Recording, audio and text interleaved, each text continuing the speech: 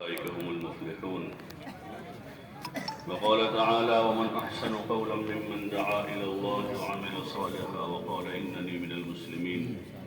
ولا تستوي الحسنة ولا السيئة ادفع بالتي هي أحسن فإذا الذي بينك وبينه عداوة كأنه ولي حميم وما يلقاها إلا الذين صبروا وما يلقاها إلا ذو حظ عظيم. وقال تعالى: قل هذه سبيلي أدعو إلى الله على بصيرة أنا ومن اتبعني وسبحان الله وما أنا من المشركين. صدق الله العظيم. محترم دوست اور بزرگوں، اللہ تعالیٰ کا بے انتہا فضل ہے، اللہ ہی کا کرم اور احسان ہے کہ اللہ نے ہمیں دنیا میں انسان بنا کر بھیجا ہے۔ ہزاروں مخلوقات ہیں، مختلف قسم کے حیوانات ہیں، چرندے ہیں، پرندے ہیں، درندے ہیں اور رینگنے والے بہت سارے جانور ہیں۔ 2 گھنٹے بات ہوئی ہے۔ سمندر میں تیرنے والی قسم قسم کی مچھلیاں ہیں۔ یہ سب اللہ کی بنائی ہوئی مخلوق ہیں۔ ان سب میں اللہ تعالیٰ نے ہم کو انسان بنایا اور ان تمام مخلوقات پر ہم کو برتری عطا فرمائی، فضیلت بخشی ہے۔ وَلَقَدْ كَرَّمْنَا بَنِي آدَمَ۔ اللہ تعالیٰ کا ارشاد ہے کہ ہم نے بنی آدم کو فضیلت دی ہے۔ طاقت قوت کے اعتبار سے بہت سے جانور ایسے ہیں جو ہم سے زیادہ ہیں، ان کے پاس طاقت ہے، ہم سے بڑا جسم ہے، لیکن فضیلت کے اعتبار سے انسان تمام جانوروں پر، تمام مخلوقات پر اللہ تعالیٰ نے فضیلت عطا فرمائی اور انسان کو بہترین ڈھانچے میں اللہ نے ڈھالا ہے۔ ہماری کوئی تمنا نہیں تھی، کوئی چاہت نہیں تھی، پیدا ہونے سے پہلے ہم میں سے کسی نے کوئی ایسی چاہت نہیں کی تھی کہ ہمارا کوئی وجود ہو اور وہ وجود انسانی شکل میں ہو۔ یہ محض اللہ ہی کا کرم ہے، یہ اسی کا احسان ہے، کیونکہ وہ خالق ہے۔ اللہ کو اختیار تھا، وہ کچھ بھی بنا دیتا ہم کو، اس کو کوئی پوچھنے والا نہیں تھا، کوئی روکنے والا نہیں تھا، کوئی ٹوکنے والا نہیں تھا، نہ پہلے تھا نہ ابھی کوئی ہے۔ وہ ایک با اختیار ذات ہے جو سب سے بڑا ہے۔ اسی نے ہم سب کو اور پورے عالم کے انسانوں کو پیدا کیا ہے۔ 240 پوری دنیا میں جتنے انسان ہیں، کالے ہوں، گورے ہوں، عرب ہوں، عجم ہوں، یا دنیا کے کسی بھی خطے سے، کسی بھی ملک سے تعلق رکھتے ہوں، کسی بھی قوم سے ہوں، کسی قبیلے سے ہوں، سب کو اللہ نے پیدا کیا ہے۔ اللہ تعالیٰ کا ارشاد ہے: یا ایھا الناس انا خلقناکم من ذکر وانثی وجعلناکم شعوبا وقبائل لتعارفوا ان اکرمکم عند اللہ اتقاکم۔ اے لوگو، پوری انسانیت سے خطاب ہے، دنیا میں جہاں بھی ہیں، جتنے بھی ہیں، سب سے۔ اے لوگو، یا ایھا الناس انا خلقناکم من ذکر وانثی، کہ میں نے تم کو ایک مرد اور عورت سے پیدا کیا ہے۔ سب کے ماں باپ ایک ہی ہیں، وہی سے اللہ تعالیٰ نے سلسلہ جاری کیا انسانوں کا۔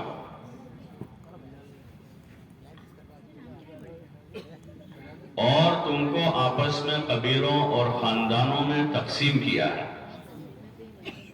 کسی کا کوئی قبیلہ ہے، کسی کا کوئی خاندان ہے، کوئی کسی خطے میں ہے، کوئی کسی علاقے میں ہے،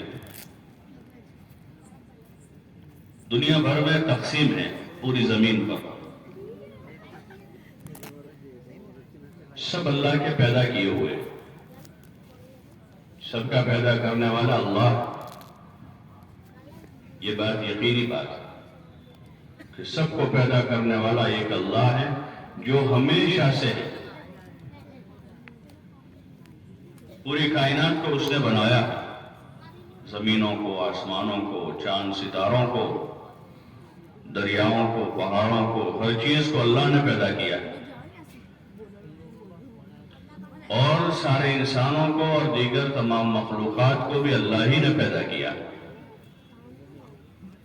اللہ کی طرف سے جو علوم اتارے گئے آسمانوں سے، جو کتابیں اتاری گئی، اس میں اس کا تذکرہ ہے کہ پوری کائنات کا بنانے والا اللہ ہے اور وہی اس کا حقیقی مالک ہے. جو دنیا میں لوگ ملکیت کا دعویٰ کرتے ہیں وہ عارضی ہے اور مجازی ملکیت ہے، حقیقی نہیں ہے. جیسے نوکر سے بھی کوئی پوچھتا ہے کس کی گاڑی ہے تو ہماری، وہ کہتا ہے، تو وہ اس سے مراد اس کے سیٹ کی ہے، اس کی کمپنی کی ہے، اس کی نہیں ہے. ہماری کمپنی کہتا ہے. کئی سیلس مین جاتا ہے، بھائی کیا ہے، یہ ہے، کہاں کا مالک ہے، ہماری کمپنی کا. تو کمپنی اس کی تھوڑی ہے، وہ تو ملازم ہے وہاں، لیکن وہ کہتا ہے کہ ہماری کمپنی ہے. تو وہ کمپنی کسی اور کی ہے، وہ وہاں کا ملازم ہے. ایسے پوری کائنات کا حقیقی مالک ایک اللہ ہے. وَلِلَّهِ مِيرَاثُ السَّمَاوَاتِ وَالْأَرْضِ، کہ پوری کائنات کا مالک اللہ ہے. اور اس اللہ نے اس کائنات میں مخلوقات کو پیدا کیا ہے. جنات بھی ہیں، انسان بھی ہیں، فرشتے بھی ہیں، اور دیگر جو دکھنے والے جاندار ہیں، مختلف قسم کے چوپائے ہیں، دو پائے ہیں، چرندے ہیں، پرندے ہیں. وہ سب اس نے پیدا کر کے کائنات کو بسایا اور وہی سب کو کھلاتا پلاتا ہے. الحمدللہ رب العالمین، کہ تمام تعریفیں اس اللہ کے لیے ہیں جو تمام جہانوں کا پالنہار ہے. ایک جہان تو ہمیں دکھتا ہے، دنیا. یہ جو دنیا ہے وہ ہمیں نظر آ رہی ہے. سورج نظر آ رہا ہے، چاند نظر آ رہا ہے، زمین دکھ رہی ہے، پانی دکھ رہا ہے، پہاڑ دکھ رہے ہیں، ہواؤں کو ہم محسوس کر رہے ہیں. یہ چیزیں ہیں جو ہم محسوس کر رہے ہیں یا آنکھوں سے دیکھ رہے ہیں، کانوں سے آوازیں سن رہے ہیں.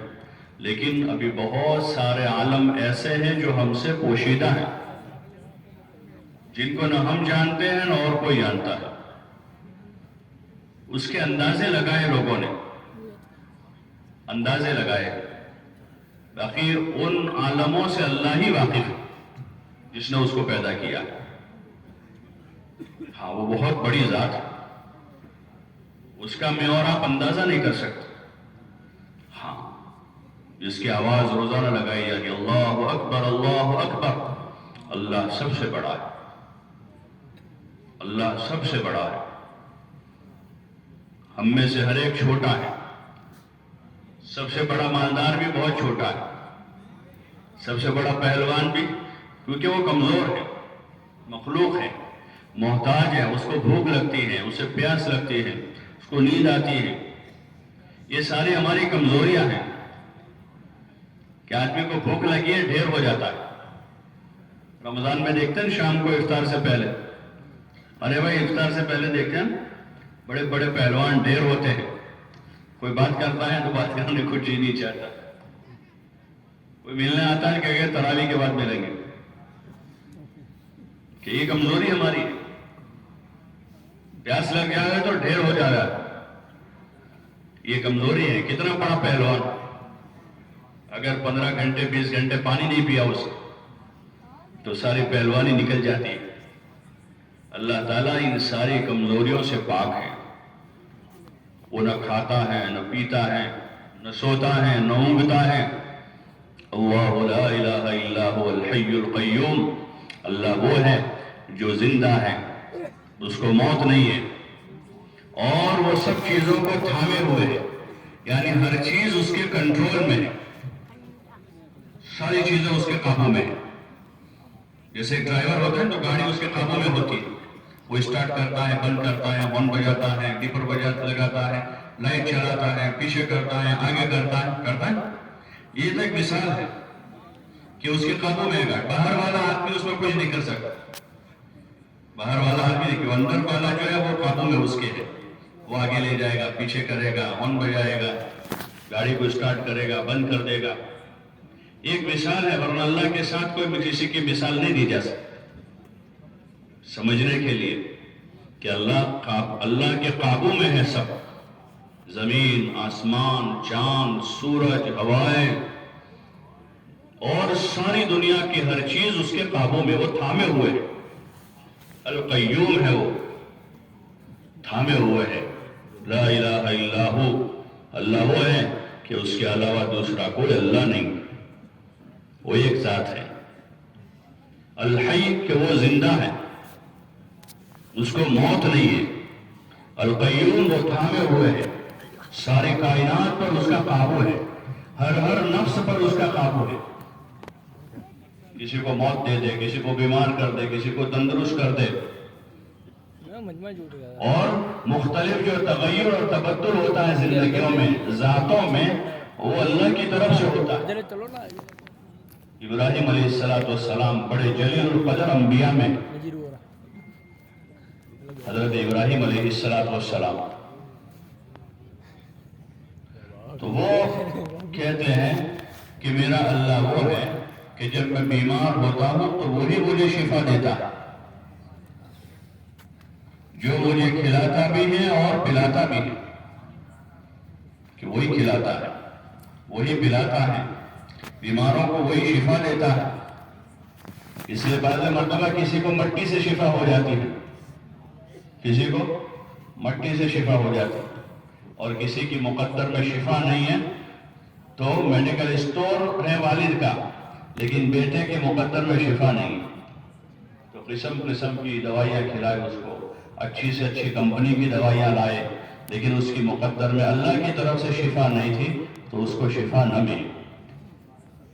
میڈیکل اسٹور چلانے والے کو اٹیک آ گیا, ساری دوائیاں اس کے پاس, اور دوائی کی دکان میں بیٹھا رہتا ہے. اگر دوائیوں میں شفا ہو تو اس کو کبھی بخار نہیں آنا چاہیے. اوپر نیچے سب جگہ بخار کی گولیاں رکھی ہوئی, نزلے زکام کی گولیاں رکھی ہوئی. ڈاکٹر کے پاس سارا ریسرچ ہے کہ کون سے جراثیم, بیکٹیریا, ملیریا کے ہیں, نیمونیا کے ہیں, اور ٹائیفائڈ کے ہیں, اور اس کے ہیں سارے. اس کو تو کبھی بیمار نہیں پڑنا چاہیے, ساری معلومات اس کو ہے, لیکن بیماری اور شفا اس کے ہاتھ میں نہیں. اس کے پاس معلومات ہے. بیماری اور شفا کا مالک کون ہے؟ ایک اللہ ہے. وحدہ لا شریک لہ, وہ اکیلا ہے, اس کا کوئی شریک نہیں. وہی بیمار کو بیمار کی طرف بیماری اس کی طرف سے جاتی ہے, اور کسی کو شفا ملتی ہے تو اللہ کی طرف سے آتی ہے. وہ بہت بڑی طاقت والا ہے, وہ بڑی قدرت والا ہے, وہ ہمیشہ سے اور وہی رہے گا. باقی جو آئے ہیں سب جانے کے لیے آئے, اس لیے اس زمین پر بڑے بڑے لوگ پیدا ہوئے. انبیاء آئے, جو سب سے افضل جماعت انسانوں کی, نبیوں کی جماعت ہے. ہاں, انبیاء علیہ السلام, اور بڑے بڑے لوگ, انبیاء کے ماننے والے, ان کے حواریین, ان کے تابعدار, ہاں, جن کو اللہ تعالیٰ نے بہت نوازا, ان کو علم دیا, اسباب کو ان کے ہاتھوں مسخر کیا. ایسے نبی آئے جو انبیاء کے معجزات ہیں. عیسیٰ علیہ السلام کو معجزہ دیا تھا اللہ نے, بیماروں کو وہ ہاتھ پھرا دیتے تھے, ٹھیک ہو جاتے تھے, یہ معجزہ تھا. لیکن شفا کس کے ہاتھ میں؟ اللہ کے ہاتھ میں. وہ اللہ نے ان کو معجزہ دیا تھا. ایسے ایسے انبیاء آئے جو اللہ کے برگزیدہ بندے تھے. انسانوں کی جماعت میں سب سے افضل لوگ حضرات انبیاء علیہ السلام, جو اللہ کے بڑے عبادت گزار اور انسانوں کی بڑی خدمتیں کی. انہوں نے لوگوں کی بڑی خدمت کی, سیوا کی. ایسے ایسے لوگ ہر زمانے میں رہے, لیکن وہ مخلوق, وہ بھی مخلوق ہے. خالق کون ہے؟ ایک اللہ. تو وہ جو بھی آئے وہ دنیا سے جاتے گئے.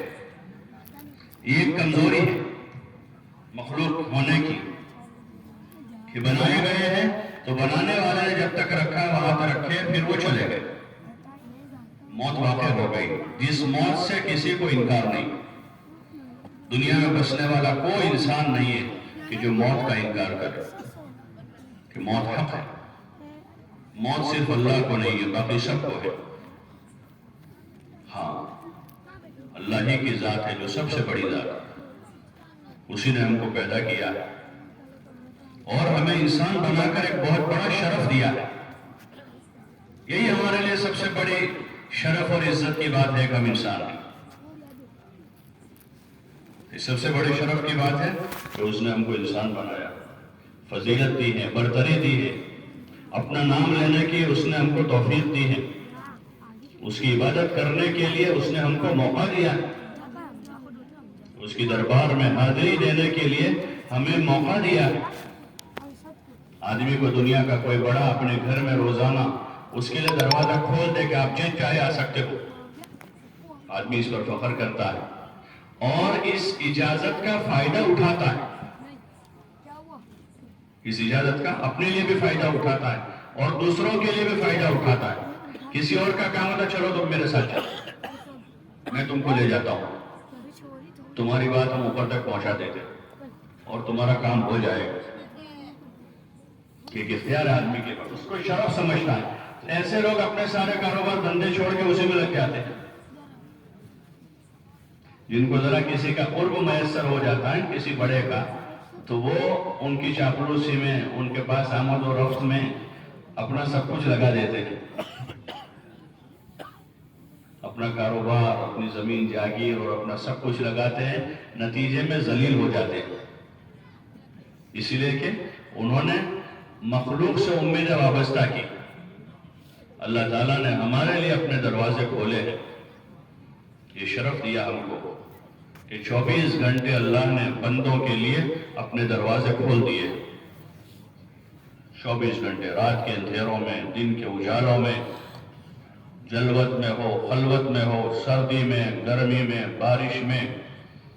کوئی امیر سے امیر انسان ہو اس کے لیے بھی، اور کوئی فقیر سے فقیر انسان جس کے پاس 2 لقمے نہیں ہیں، اس کے لیے بھی اللہ کے دروازے ہر وقت کھلے ہوئے، ہر وقت کھلے ہوئے. اور اس کی طرف سے آفر ہے، آفر کر رہا ہے سب. ادعونی، کہ تم مجھ سے مانگو، تم مجھ سے مانگو تو میں تمہاری مانگیں پوری کروں گا. استجب لکم، تم مجھ سے مانگو میں تمہاری مانگیں پوری کروں گا. یہ وہ اللہ کی طرف سے ہے جس نے بغیر مانگے جسم دیا ہے، بغیر مانگے جس نے ہم کو آنکھیں دی، بغیر مانگے جس نے کان دیے، بغیر مانگے جس نے دماغ اور عقل دیے، بغیر مانگے جس نے 2 کڈنیاں دی ہیں، بغیر مانگے جس نے 2 ہاتھ دیے ہیں، اور بغیر مانگے اس نے پورا جسم صحیح سالم تندرست دیا ہے. وہ اللہ اب کہہ رہا ہے کہ اب مانگو. مانگنے کی زبان دی اور اب کہا کہ اس زبان سے مانگو. جسم میں حاجتیں لگائی اور اب کہا کہ اس سے اب مانگو. اور پھر وعدہ بھی کیا کہ تم مانگو میں تمہاری مانگیں پوری کروں گا. اور بہت ساری مانگیں بغیر مانگے پوری کر رہا. ہماری بہت ساری مانگیں جو ہے بغیر مانگے پوری کر رہا. روزانہ کھلا رہا ہے، پلا رہا ہے، صاف ستھری ہوا دے رہا ہے، اچھا سازگار موسم دے رہا ہے کہ جو جینے کے قابل ہے. سازگار موسم بڑی نعمت ہے، ورنہ وبا پھیلتی ہے تو کیا حال ہوتا؟ ارے وہ کوئی وبا پھیلتی ہے اور موسم ناسازگار ہو جاتا ہے تو لوگوں کا جینا مشکل ہو جاتا ہے. یہ سازگار موسم، کروڑوں کھربوں روپے خرچ کر کے بھی لوگ موسم کو صحیح نہیں کر سکتے. 3 سال پہلے آیا تھا 2020 میں موسم خراب ہوا تھا، کروڑوں اربوں روپے لوگوں کے لگ گئے دنیا بھر میں، لیکن پھر بھی کوئی قابو نہیں کر سکا. بڑی بڑی حکومتوں نے ہاتھ اندر کر دی، بڑے بڑے دانشوروں نے ہاتھ اندر کر دیے، मेडिकल रिसर्च सेंटर सब एकदम से हैरान हो गए कि क्या हो रहा है, ये क्या हो गया है। सब हैरान है, सब हवाई बातें, कोई ये कह रहा है, कोई वो कह रहा है, कोई कह रहा है। लेकिन वो जब तक एक निज़ाम चला अल्लाह की तरफ से, वो चला, और जब अल्लाह ने उसको दूर कर दिया तो वो खत्म हो गया। अल्लाह बड़ी ताकत वाला है। वो एक हवा चला दे तो शिफा और तंदुरुस्ती की हवा चल जाए, और एक हवा चला दे तो उसमें बीमारी फैल जाए। अल्लाह के इख्तियार में। तो बिन मांगे उसने साजगार मौसम दिया है, हमारी कोई मांग नहीं। साजगार मौसम है, सांस ले रहे हैं, जी रहे हैं, खा रहे हैं, पी रहे हैं, सो रहे हैं, जाग रहे हैं, बगैर मांगे अच्छी नींद सुलाता है। बहुत बड़ी नेमत है, अच्छी नींद सुला देता है। जब आदमी सोता है 5 घंटे 6 घंटे आराम करके आदमी फ्रेश हो जाता है। अगर 2 दिन 3 दिन नींद ना आवे तो कोई काम नहीं कर सकता, न कारोबार कर सकता है, न किसी से बात कर सकता है, चिड़चिड़ा हो गया कि नींद नहीं आ रही। तो ये सारी अल्लाह ताला की नेमतें जो उसने हमको अता फरमाई है। इन नेमतों पर बंदों से अल्लाह ताला का मुतालबा है कि इन नेमतों की कदर करें, इनको ज़ाया न करें। हाँ, जिंदगी को, जवानी को, माल को, इन नेमतों को आदमी ज़ाया न करे। सेहत और तंदुरुस्ती को हदीस में आता है इग़्तनिम खम्सन क़ब्ल खम्सिन, कि 5 ये बड़ी नेमतें हैं, उसको 5 चीजों से पहले गनीमत समझ ले। जिंदगी को मौत से पहले गनीमत समझ, कि मौत आने से पहले इसको गनीमत जान ले। मौत कब आएगी किसी को पता नहीं, आज आ जावे कल आ जावे, कोई नहीं जानता कि कौन कब मरेगा, कहां मरेगा, किसी को पता नहीं। पहली नेमत है जिंदगी। फिर उस जिंदगी में जवानी का जो एक वक्फा है, उसको खुसूसी तौर पर अल्लाह हदीस पाक में आप अलैहिस्सलाम ने शुमार फरमाया और कहा कि जवानी को भी गनीमत समझे बुढ़ापे से पहले। बुढ़ापा आ जाने के बाद आजा जवाब दे जाते हैं। अब आदमी चाहता है बहुत सारे अच्छे काम करना, नहीं कर पाता, पछताता रहता है, कहता है काश मेरे पास ताकत होती, मेरे पास कुव्वत होती तो मैं भी नमाज पढ़ता, और मेरे पास ताकत होती तो मैं भी सदका खैरात करता, मेरे पास ताकत होती तो मैं लोगों की मदद करता, मेरे पास कुछ ताकत होती तो मैं भी कुछ दीन का काम करता। अब सिवाय पछतावे के कुछ नहीं। हाँ, अल्लाह ताला बड़ा मेहरबान है, तो इन लोगों के लिए गुंजाइश छोड़े कि वो तौबा करते रहे, जो कमी की है उस पर तौबा इस्तिग़फ़ार करते रहे, तो फिर कुछ तलाफी हो सकती है, बदल हो सकता है, लेकिन असल जैसा तो कुछ नहीं। इसलिए जवानी की नेमत है, इसकी कदर करनी चाहिए और जवानी को वसूल करना चाहिए, अपनी जवानी को। हाँ, वसूल करने के लिए हुज़ूर अलैहिस्सलातु वस्सलाम के ज़माने में जो नौजवान थे सहाबा में, मुहाजिरीन, अंसार, उन्होंने अपनी जवानियों को वसूल किया। अब्दुल्लाह इब्न उमर रज़ियल्लाहु ताला अन्हुमा उस वक्त जवान थे। वो फरमाते हैं कि हम चंद नौजवान थे मदीना मुनव्वरा में, जब रात हो जाती थी तो इब्तिदाई रात में हम लोग इबादत करते थे। हाँ, इबादत करते थे, नफल इबादत, और इतनी इबादत करते थे कि इबादत करते करते थक जाते थे। इबादत करते करते थक जाते, जब थक जाते थे फिर सो जाते थे। कि जवानी की कदर की इन्होंने, अपनी जवानियों को काम पर लगाया। हाँ, ये कदरदान है कि जवानियों को चौकों पर, चौराहों पर और होटलों पर, बाजारों में बर्बाद नहीं किया। ये बड़ा अलमिया है कि इतना कीमती सरमाया अगर हमारी जेब से कोई 500 रुपए लेके भाग जाए तो आदमी आंख बगोला हो जाए, उसका पीछा करेगा। चाहे एक मरतबा लेकर निकल गया तो ठीक है, लेकिन दोबारा चौकन्ना हो जाएगा कि भाई कोई चोर चोरी कर गया 500 रुपए। आदमी के सामने उस पैसे की कीमत है, लेकिन वक्त की कीमत नहीं। तो रोजाना 2 घंटे 3 घंटे आदमी दोस्तों की मजलिसों में, होटलों पर, चौकों चौराहों पर बर्बाद करता है और उसे कोई अफसोस नहीं, کوئی افسوس نہیں. 3 گھنٹے ہیں. دنیا میں جن قوموں نے وقت کی قیمت کو دنیا کے اعتبار سے پہچانا، آخرت کے اعتبار سے نہیں، دنیا کے اعتبار سے، تو وہ یہ کہہ رہے ٹائم از گولڈ.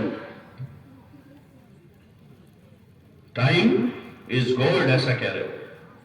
وہ کہ ٹائم از منی، وہ ایسا کہہ رہے. اور ایک ایک گھنٹے کی قدر کرتے ہیں، ایک ایک گھنٹے کی قدر کر کے اس میں کام کرتے ہیں، پیسہ کماتے. حالانکہ پیسہ سب کچھ نہیں ہے، پیسہ سب کچھ، لیکن پھر بھی انہوں نے دنیا کے اعتبار سے اپنے وقت کی قدر کی. اللہ نے ہمیں ایسا بہترین موقع دیا ہے کہ اس وقت میں ہم بہت کچھ کر سکتے ہیں. ہاں، تو یہ اللہ کی جو نعمتیں ہیں، وقت ہیں، جوانی ہے، مال ہے، تندرستی ہے، ان نعمتوں کی قدر کرنی.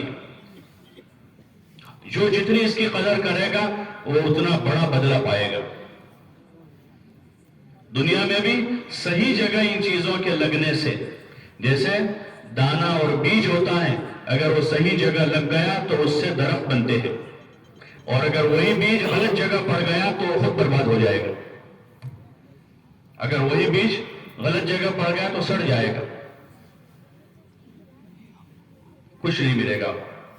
ایسے وقت ہے، اگر یہ وقت صحیح جگہ لگتا ہے اللہ کی عبادت و اطاعت میں.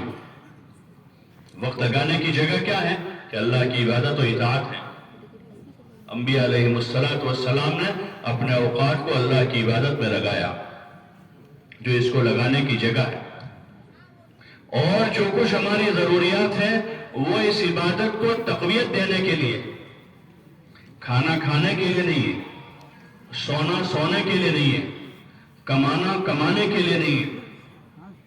اور جتنی ہماری حاجتیں ہیں وہ حاجتیں ان حاجتوں کے لیے پورا نہیں کرنا ہے، بلکہ ان تمام حاجتوں کو اللہ کی عبادت کے واسطے پورا کرنا. یہ مقصد زندگی ہے. وما خلقت الجن والانس الا لیعبدون، کہ ہم نے جنات و انسان کو صرف اور صرف اپنی عبادت کے واسطے پیدا کیا،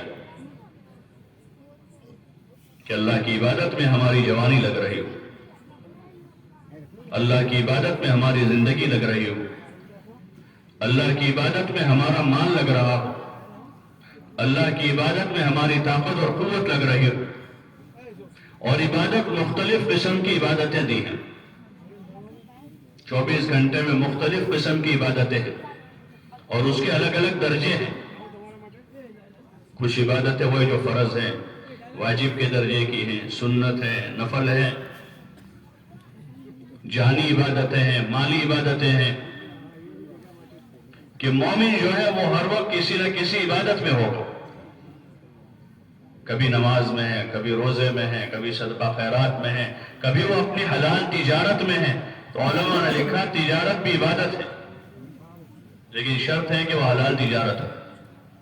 اسلامی طریقے پر آدمی تجارت کرتا تو اس کا کاروبار کرنا، اس کا دکان میں بیٹھنا، وہ بھی عبادت ہے. مزدور اگر مزدوری پر ہے، ایمانداری سے مزدوری کر رہا ہے، تو اس کا یہ اہل و عیال کے لیے مزدوری کرنا اور اس سے آمدنی لینا بھی اس کی عبادت ہے، لیکن اس کا درجہ ہے. طلب حلال کو عبادت قرار دیا حدیث، کہ حلال کی طلب میں لگنا وہ بھی فریضہ ہے دیگر فرائض کے بعد، اس کے درجے ہیں. جیسے آدمی نماز پڑھتا ہے تو پہلے رکوع ہے، اور پھر پہلے قیام ہے، پھر کیا ہے، بولو نا بھائی، رکوع ہے، اور پھر سجدہ، اور پھر ترتیب ہے اس کی. اب ایک آدمی اگر سیدھے رکوع کرتا ہے تو آپ لوگ کیا کہو گے اس کو؟ ارے بولو نا بھائی، کیا کہو گے آپ کہ بھائی صاحب برابر نہیں تھی؟ وہ کہہ رہے عبادت کرتا ہوں نا، تم خامخواہ کا مجھے پریشان کرتے ہو. ارے بھائی برابر تمہاری عبادت، لیکن پہلے قیام ہے. پہلے کیا ہے؟ پہلے قیام کرو، پھر رکوع ہے، اس کے بعد سجدہ ہے. یہ ترتیب ہے. ایسے عبادتوں میں ترتیب ہے. جیسے میں نے عرض کیا، نماز عبادت ہے، روزہ عبادت ہے، حلال کمائی عبادت ہے، مزدور مزدوری میں جا رہا ہے کوئی عبادت میں ہے. ایسے بہت ساری عبادتیں، لیکن اس کے درجے ہیں. پہلے فرض کے درجے کی عبادت ہے کہ ایمان لانا سب سے پہلا فریضہ ہے. پھر روزانہ 5 وقت کی نماز فرض ہے کتنے وقت کی نماز ہے؟ کہ 5 وقت کی نماز اللہ تعالیٰ نے ہر عاقل بالغ مسلمان مرد عورت پر فرض کی ہے کہ 5 وقت نماز ادا کریں، 5 وقت اللہ کی بارگاہ میں حاضری دیں اور اہتمام کے ساتھ نماز پڑھیں، اطمینان کے ساتھ، جیسے اپنے کاموں کو آدمی اطمینان سے کرتا ہے اور جتنا فرصت ہوتی ہے اتنا اور اطمینان سے کرتا ہے، اور زیادہ اطمینان سے کرتا ہے۔ لوگوں کو کہنا پڑتا بھائی کتنی دیر لگاتے ہو تم کھانے میں، کتنا سوتے ہو؟ آدمی سوتا رہتا ہے، چھٹی کا دن ہوتا ہے اور کھانا آتا رہتا ہے تو کھاتا ہی رہتا ہے، کھاتا ہی رہتا ہے۔ ایک زمانے میں عیب تھا کہ آدمی بار بار کھانا کھا، گھر کے بڑے ٹوکتے تھے بچوں کو، یہ کیسی عادت ہے، بار بار کھاتے ہو، وقت پر پورا پیٹ بھر کے کھانا کھا لو۔ بار بار کھانا عیب تھا اور ابھی کمال ہو گیا ہے، خوبی بن گئی ہے کہ آدمی صبح چائے پیتا ہے، پھر ناشتہ کرتا ہے، پھر دکان پہ جا کے چائے پیتا ہے، پھر دوپہر میں کھانا کھاتا ہے، پھر عصر کے بعد ناشتہ کرتا ہے، پھر مغرب بعد ناشتہ کرتا ہے، پھر عشاء بعد کھانا کھاتا ہے اور پھر سوتے سوتے کچھ کھا کے سوتا ہے، اور یہ کمال سمجھا جا رہا ہے۔ حالانکہ ضرورت ہے زندگی، آدمی بار بار اللہ کا نام لے رہا ہو، یہ کمال ہے، بار بار نماز پڑھ رہا ہو، بار بار ذکر کر رہا ہو، بار بار قرآن پڑھ رہا ہو، بار بار لوگوں کے ساتھ خیرخواہی کرتا ہو صبح شام، اور قسم قسم کی نیکیوں کو جمع کرتا ہو کہ جہاں موقع مل گیا نیکی کا، آدمی وہ نیکی کے کام میں آگے بڑھ جاتا۔ جو آدمی وقت کی قدر کرتا ہے وہ یہ تلاش کرتا ہے کہ جہاں نیکی کا موقع ملا آدمی نیکی کرے گا، جتنا زیادہ موقع مل زیادہ کرے گا۔ آج چھٹی ہے، آج چھٹی میں زیادہ عبادت کریں گے، آج چھٹی ہے تو آج چھٹی میں زیادہ لوگوں کی خدمت کریں گے۔ چھٹیاں گھومنے پھرنے کے لیے نہیں ہیں، چھٹیاں وہ گھومنے پھرنے کے لیے نہیں ہیں، چاہتیں پوری کرنے کے لیے نہیں ہیں، چھٹیاں تو کیا پوری زندگی گھومنے پھرنے کے لیے نہیں، زندگی کا مقصد عبادت ہے۔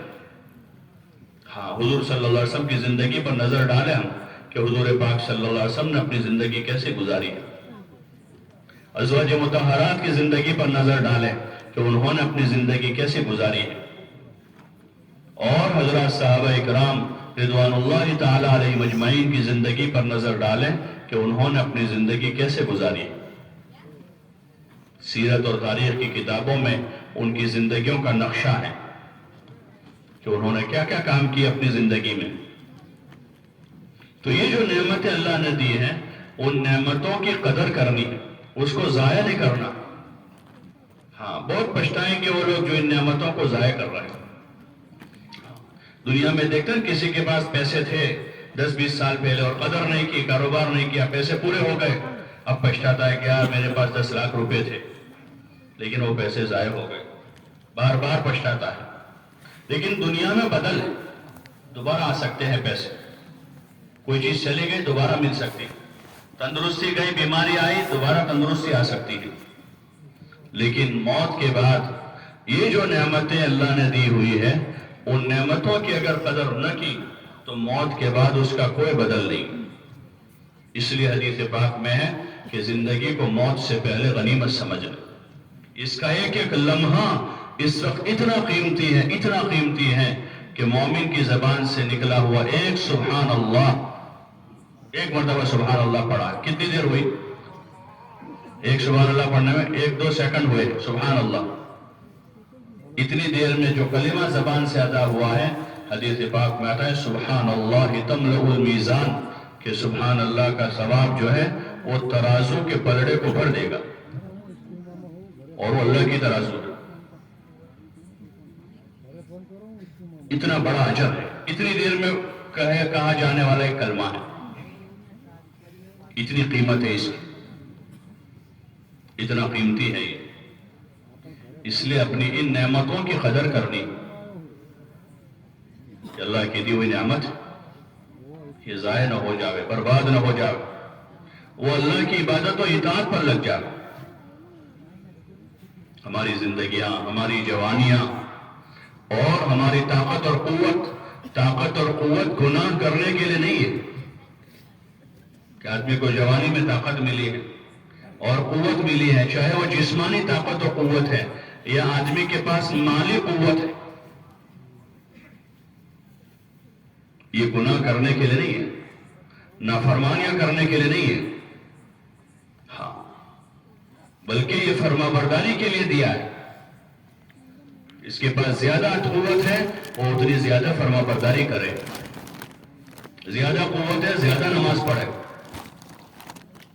زیادہ مال ہے تو زیادہ اللہ کے راستے میں خرچ کرے، زیادہ طاقت اور قوت ہے تو زیادہ اللہ کا کام کرے۔ یہ قوتیں برباد کرنے کے لیے نہیں ہے، یہ بڑی نادانی ہے، بڑی نادانی ہے کہ ہم اپنے اوقات کو اور اپنی قوتوں کو گناہوں میں لگا دیں، کہ اللہ کی دی ہوئی طاقت ہے، اللہ کی دی ہوئی جوانی ہے، اللہ کی دی ہوئی قوت ہے، آدمی اس کو نافرمانی میں لگا دے، گناہ کرنے میں لگا دے، یہ بڑی محرومی کی بات ہے، بڑی محرومی ہے یہ۔ اس لیے آپ علیہ السلام نے ایک نظام زندگی بتایا، صبح سے لے کر رات تک کیا کرنا ہے، رات میں کیا کرنا ہے۔ آپ علیہ السلام کی زندگی ہمارے لیے مثال ہے، آپ کو اسوہ حسنہ بنایا ہے۔ لَقَدْ كَانَ لَكُمْ فِي رَسُولِ اللَّهِ أُسْوَةٌ حَسَنَةٌ، کہ ہم نے رسول صلی اللہ علیہ وسلم کو تمہارے لیے بہترین نمونہ بنایا ہے، بہترین آئیڈیل ہے آپ کی حیات، آپ جیسا آئیڈیل اور کوئی نہیں، آپ سارے نبیوں کے بھی امام ہیں۔ دنیا میں جو سب سے مقدس انسان آئے، انبیاء علیہ السلام، اللہ کے بھیجے ہوئے، اللہ کی طرف سے بھیجے ہوئے انبیاء علیہ السلام کی جو جماعت ہے، ان میں سب سے برگزیدہ ہستی امام الانبیاء والمرسلین حضرت محمد الرسول اللہ صلی اللہ علیہ وسلم ہے۔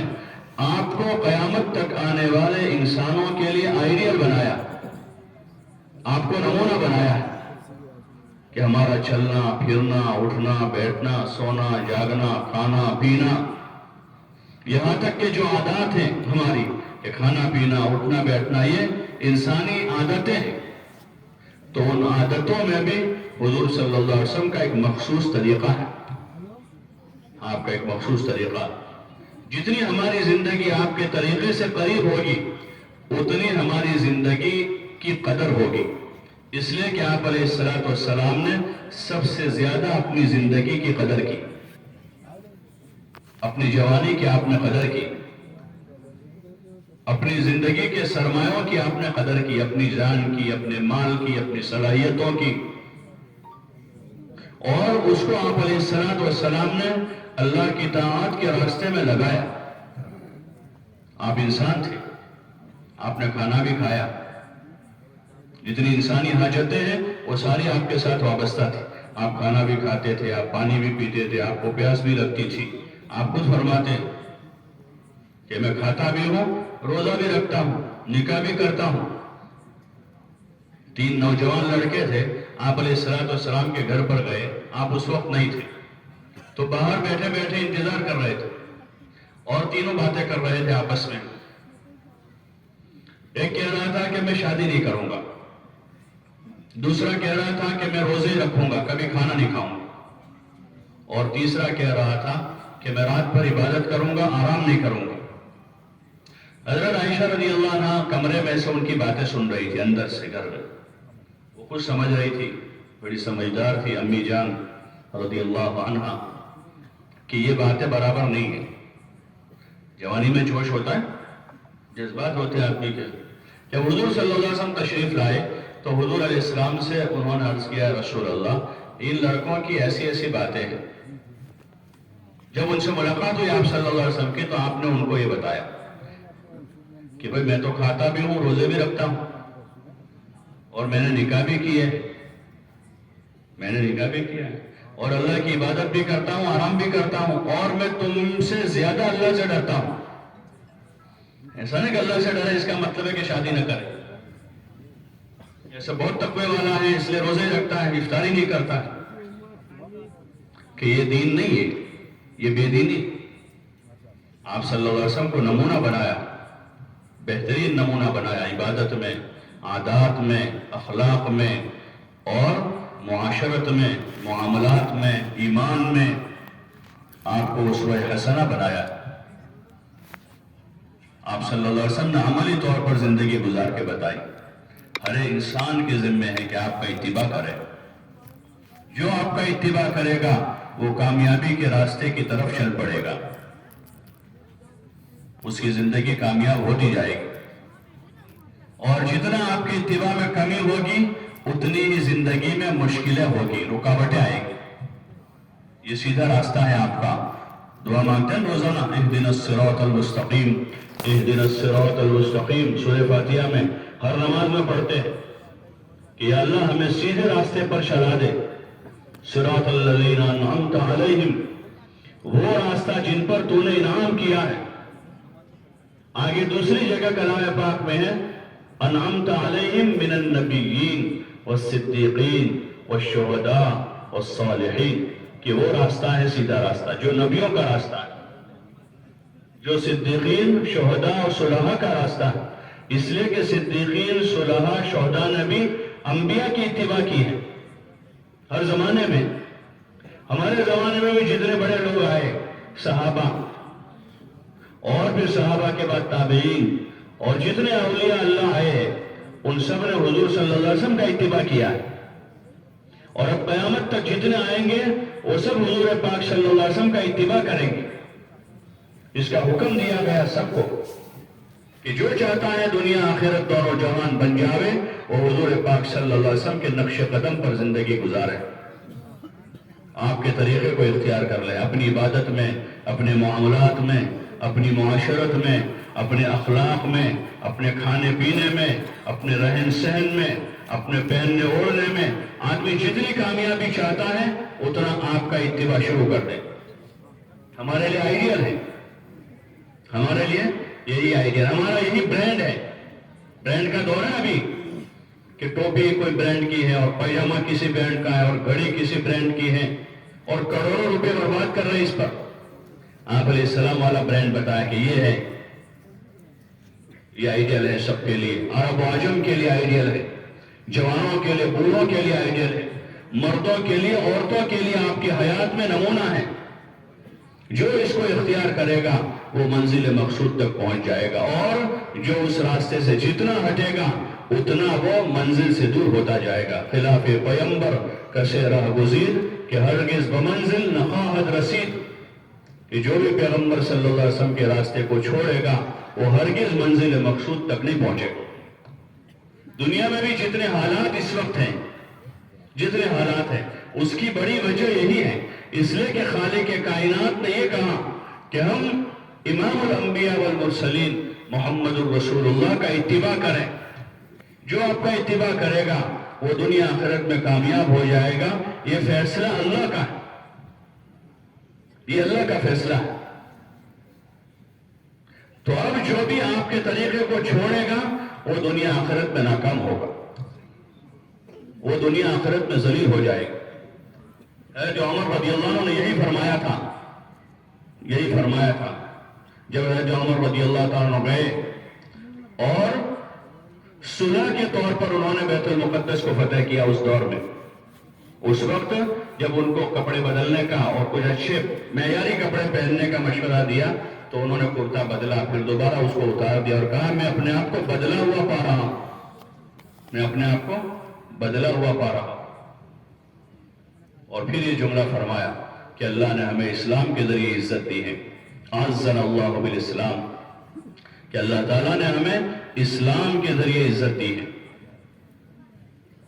اگر ہم اسلام کے علاوہ کوئی اور طریقہ اختیار کریں گے تو اللہ ہمیں دوبارہ ذلیل کر دے گا. عزت کا راستہ محمد الرسول اللہ ہے کہ ہمارا کھانا پینا، ہمارا اٹھنا بیٹھنا، ہمارا سونا جاگنا، ہمارا چلنا پھرنا، صحابہ کو اللہ نے اسی سے عزت دی اور دنیا میں عزت دی. انہوں نے اس کا یقین کیا تھا.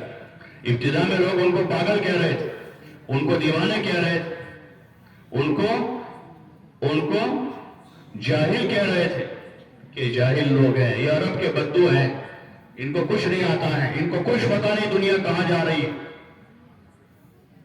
لیکن جب انہوں نے حضور والے مبارک طریقے کو اختیار کیا تو اللہ تعالیٰ نے ان کی محبت انسانیت کے دلوں میں ڈال دی، لوگوں کے دلوں میں ان کی محبت پیدا کی. ہاں، لوگ ان کے پاس آئے، ان کے طریقے کو لوگوں نے اختیار کیا، لوگوں کے دلوں میں محبت ڈالی. یہ دین جو ہے وہ اس راستے سے پھیلا، دنیا میں محبت کے راستے سے پھیلا. ہاں، صحابہ کا جو یقین تھا اللہ کی ذات پر اور ان کے جو اعمال تھے، ان کی عبادتیں اور ان کے اعمال اور ان کے اخلاق، یہ جب لوگوں نے دیکھا تو لوگوں نے ان کی تصدیق کی کہ یہ سچے لوگ ہیں، یہ اچھے لوگ ہیں، یہ بھلے لوگ ہیں.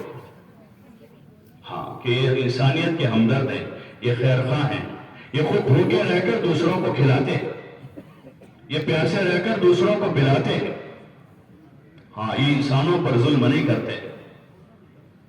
ہاں، یہ آخرت کے طالب ہیں، یہ راتوں کے راغب ہیں کہ رات پر عبادت کرنے والے اور دن میں مخلوق خدا کی خدمت کرنے والے اور مخلوق خدا کو سیدھا راستہ بتانے والے اور مخلوق خدا کی تعلیم و تربیت کرنے والے، یہ ان کی صفت تھی،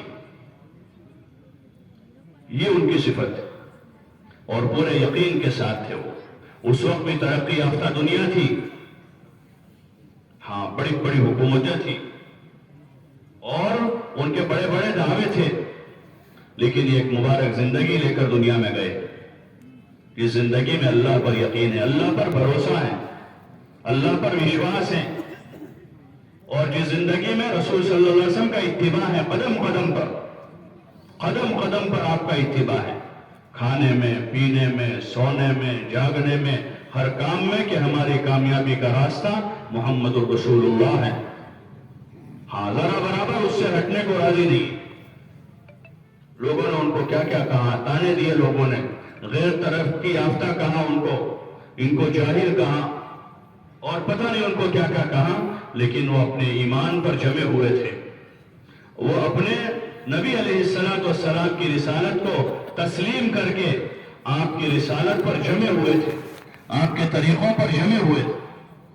وہی مطالبہ قیامت تک آنے والے انسانوں سے اللہ کا، ان الدین عند اللہ الاسلام، یہی مطالبہ قیامت تک آنے والے انسانوں سے ہے کہ ہر آدمی اللہ پر یقین کرے، اور ہر ایک سے اسی کا مطالبہ ہے کہ محمد الرسول اللہ صلی اللہ علیہ وسلم کے مبارک طریقوں کو اختیار کرے.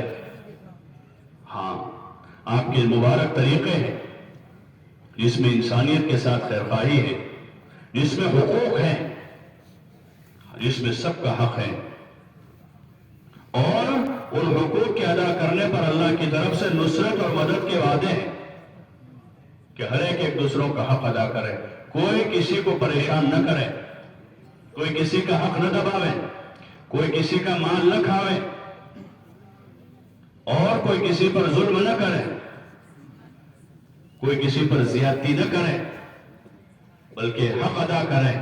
شوہر سے کہا کہ وہ اپنی بیوی کا حق ادا کرے، اپنی بیٹیوں کا حق ادا کرے، اپنے بھائیوں کا حق ادا کرے، اپنے ماں باپ کے ساتھ حسن سلوک کرے. خالی سلوک نہیں بلکہ حسن سلوک کا کہا کہ اچھا برتاؤ کرے. کہ ماں باپ ہیں جنہوں نے ہم کو پالا پوسا تھا، وہ ان کا ایک احسان ہمارے اوپر ہے.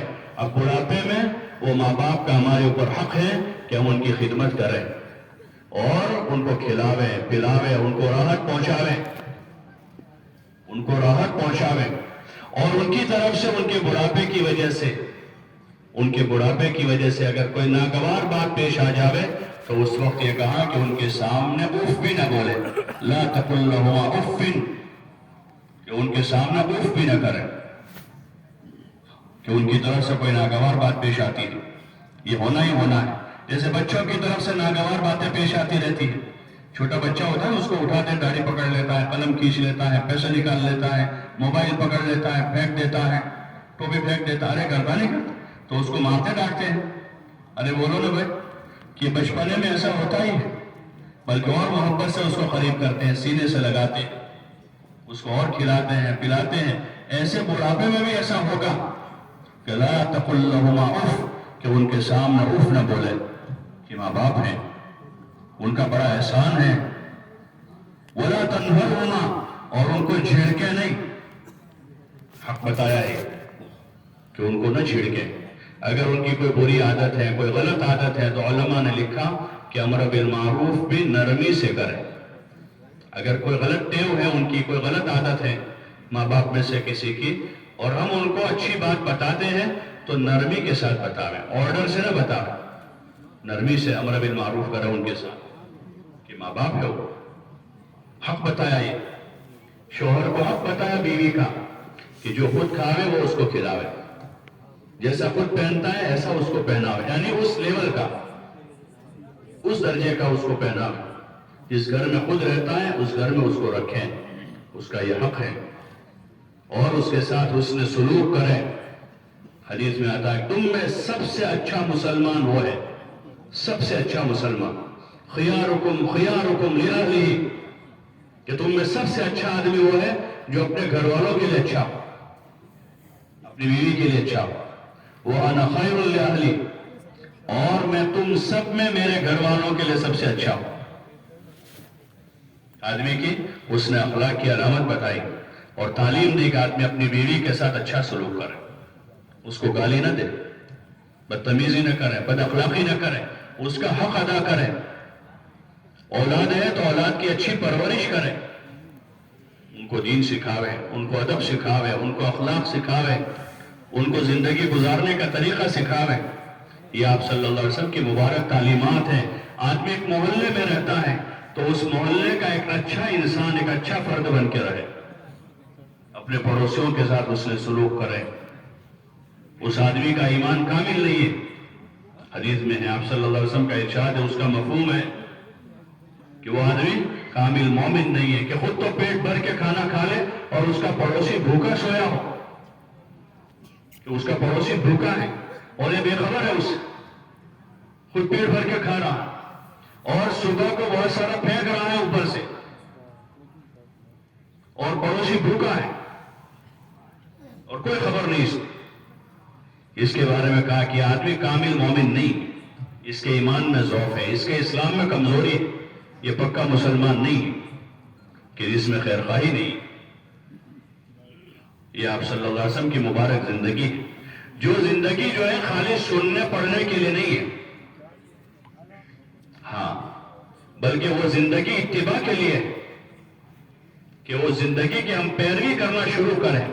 جتنا ہمارے بس میں ہے، جتنا بس میں کرنا شروع کریں گے تو آگے کے راستے اللہ کھول دے گا، آگے کے راستے کھول دے گا. بعض مرتبہ راستہ پکا نہیں ہے، جتنا کچا ہے چلتا رہے، آگے جا کے پکا آ جائے گا. ہوتا ہے بازار دشواریاں ہوتی ہیں، چلا نہیں جاتا ہے، پریشانیاں آتی ہیں، پریشانیاں آدمی چاہتا ہے سنت پر زندگی گزارے لیکن اس کو تعاون نہیں ملتا ہے اور نفس و شیطان مقابلے میں ہے. لیکن آدمی اگر چلنا شروع کرے تو ان ناگواریوں کے ساتھ چلتے چلتے چلتے چلتے ایک دن آئے گا کہ اللہ تعالیٰ راستہ کھول دے گا اور آپ کے مبارک طریقے پر زندگی گزارنا آسان ہو جائے گا. اور یہی آئیڈیل ہے پوری دنیا کے لیے، پوری انسانیت کے لیے، قیامت تک آنے والے لوگوں کے لیے، اس لیے کہ آپ علیہ السلام کو خاتم النبیین بنایا ہے. آپ آخری پیغمبر ہیں. آپ سے پہلے ہزاروں لاکھوں میں پیغمبر آئے، 1 لاکھ سے اوپر آئے، لیکن اب آپ کے بعد کوئی نبی نہیں، آپ کو آخری نبی بنا کر بھیجا. اس کی خبر آپ سے پہلے نبیوں نے بھی دی کہ ایک آخری پیغمبر آنے والے، اور اس کی خبر آپ کے ذریعے سے بھی اللہ تعالیٰ نے بھیجی، آپ کے ذریعے سے بھی کہ آپ آخری نبی ہیں. آپ نے خود ارشاد فرمایا انا خاتم النبیین، کہ میں آخری پیغمبر ہوں، نبیوں کا خاتم ہوں. اب میرے بعد لا نبی بعدی، کہ میرے بعد کوئی نبی نہیں ہے. اور آپ علیہ اللہ تعالیٰ نے ارشاد فرمایا ما کان محمد ابا احد من رجالکم ولکن رسول اللہ وخاتم النبیین، کہ آپ اللہ کے رسول اور آخری پیغمبر ہیں. اب آپ کا لایا ہوا جو دین ہے، آپ کا لایا ہوا جو طریقہ ہے، آپ کی لائی ہوئی جو شریعت اور سنت ہے آپ کی، وہ قیامت تک آنے والوں کے لیے، اور اسی میں قیامت تک آنے والے انسانوں کی خیر اور بھلائی ہے، اسی میں انسانیت کی عزت ہے، اسی میں عورتوں کا حق ہے، اسی میں مردوں کا حق ہے، اسی میں بچوں کے حقوق ہیں، اسی میں پڑوسیوں کے حقوق ہیں، اور ایک ایسا بہترین نظام حیات ہے، ایک ایسا بہترین نظام حیات ہے کہ جو ہر انسان کا حق ادا کرتا ہے۔ انسان تو انسان، جانوروں کا حق ادا کرتا ہے۔ ایک ایسا نظام حیات جو جتنا اس کو قبول کرتا جائے گا اور جو جتنا اپنی زندگی میں اس کو لیتا جائے گا، اتنا وہ اللہ کی رحمت کے سائے میں رہے گا، اتنا وہ اللہ کی رحمت کے سائے میں ہوگا، اتنا اس کی زندگی میں برکت ہوگی، روزی میں، جان میں، مال میں، اولاد میں، صحت و قوت میں، کہ جتنی آپ کی زندگی عملی طور پر زندگی میں ہوگی، اتنا ہی زندگیوں میں برکت ہوگی اور اسی سے سکون سے زندگی گزار سکیں گے، ورنہ پوری دنیا کے اسباب جمع کر کے ہم دنیا میں سکون سے نہیں رہ سکتے۔ اس وقت دیکھیں کہ دنیا کے جو اسباب اور دنیا کا مال اور ساز و سامان جو ہے، دنیا کے بہت سے لوگوں کے پاس اتنا ہے کہ وہ تو نہیں بلکہ ان کے پورے گاؤں والوں کو کھلاتے رہے تو ختم نہ ہو، اتنا ان کے پاس، لیکن وہ حسن سکون سے جی رہا ہے، اور ان کے ساتھ رہنے والے سکون سے جی رہے ہیں۔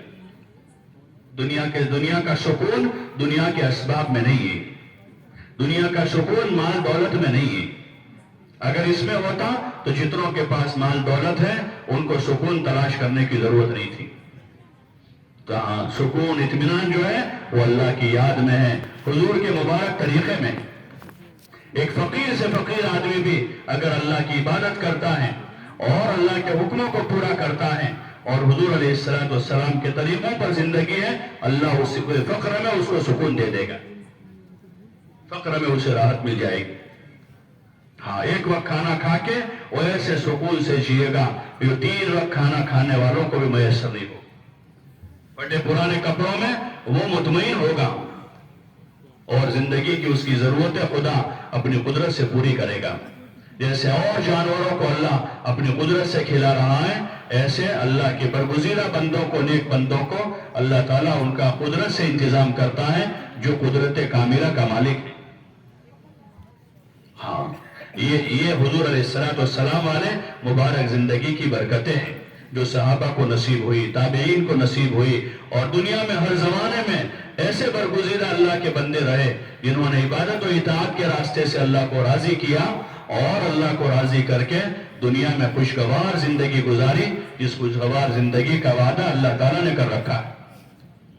اس لیے اس رخ پر ہمیں اپنی جوانیوں کو، اپنے مال کو، اپنے جسموں کو، اپنی طاقت اور قوت کو یہاں لگانا، گناہوں پر نہیں لگانا۔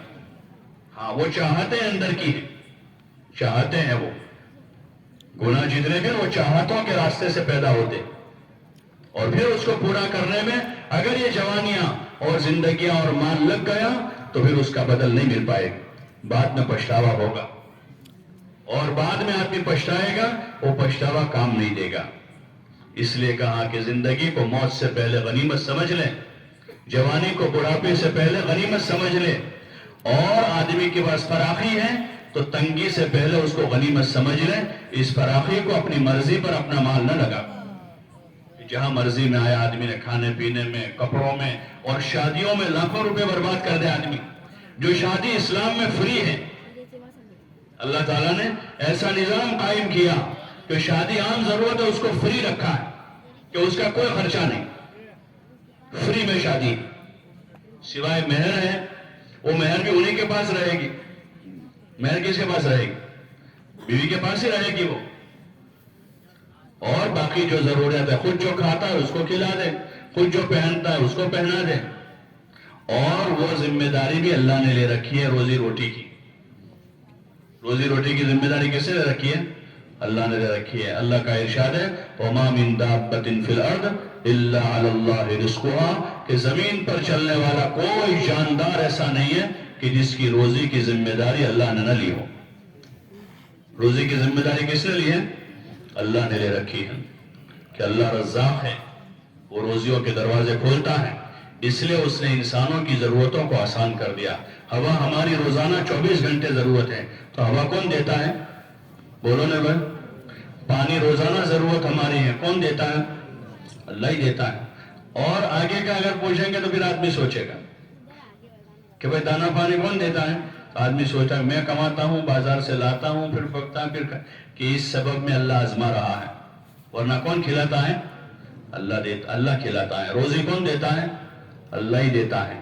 اس لیے کسی کو بغیر محنت کے خوب دے دیتا ہے، بغیر محنت کے ارب پتی بنا دیتا ہے، کروڑ پتی بنا دیتا ہے، اور کسی کو پوری زندگی تھکا کے بھی آخر میں 1 روپیہ نہیں بچتا۔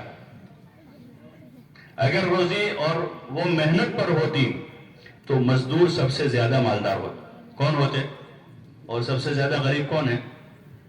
بولو نا بھائی، کہ وہی ہے بیچارے، دن بھر مزدوریاں کرتے ہیں اور تھکتے رہتے ہیں۔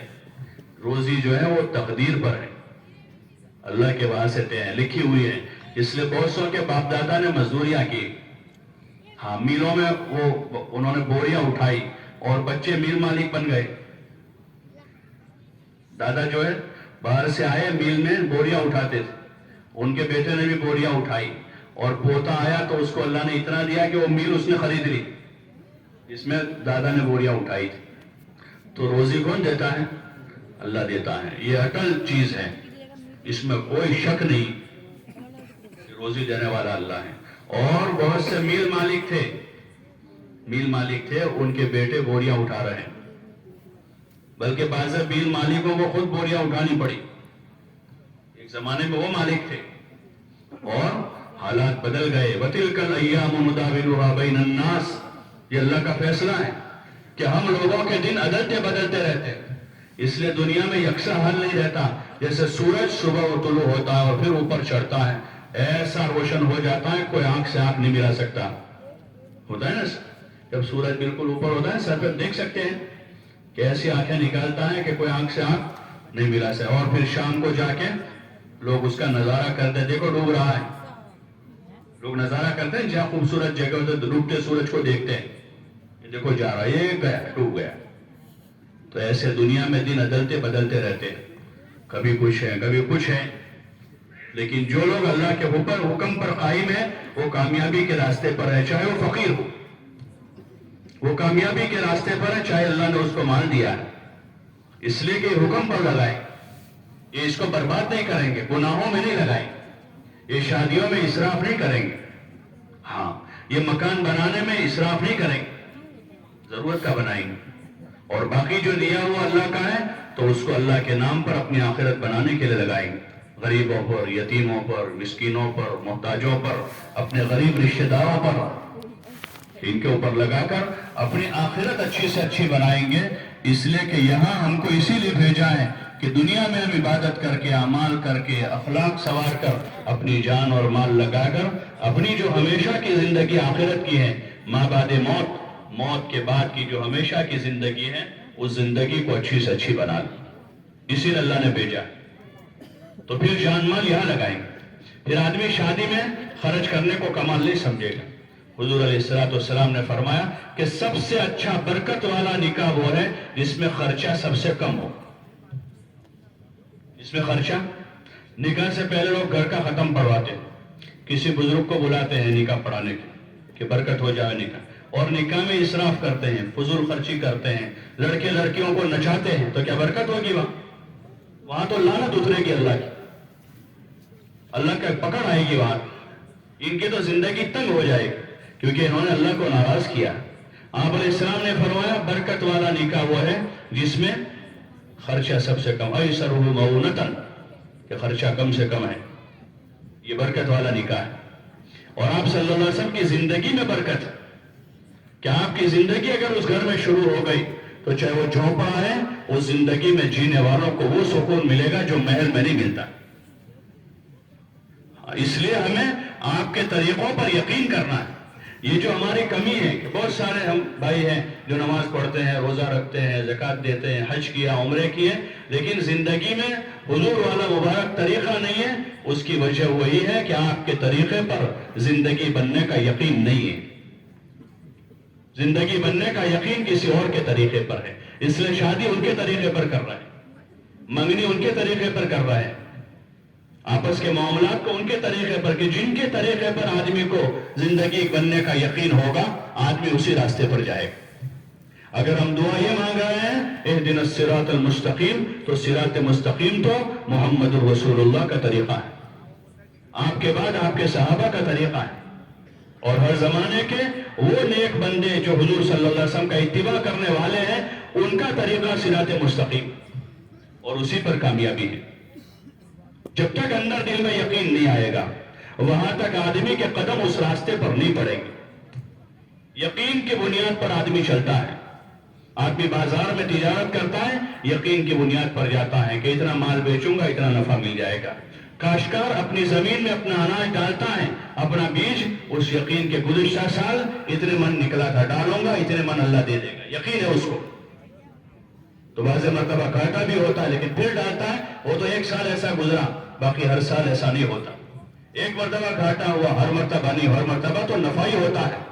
تو ایسے حضور والے طریقے پر ہم اپنے کاموں کو، اپنی معاشرت کو، اپنے نکاحوں کو، اپنی خوشی غمی کو اس وقت تک نہیں لا سکیں گے جب تک آپ کے مبارک طریقے پر کامیابی کا اور آپ کے مبارک طریقے پر عزت حاصل کرنے کا یقین نہیں ہوگا۔ اس لیے یہ محنت ہے۔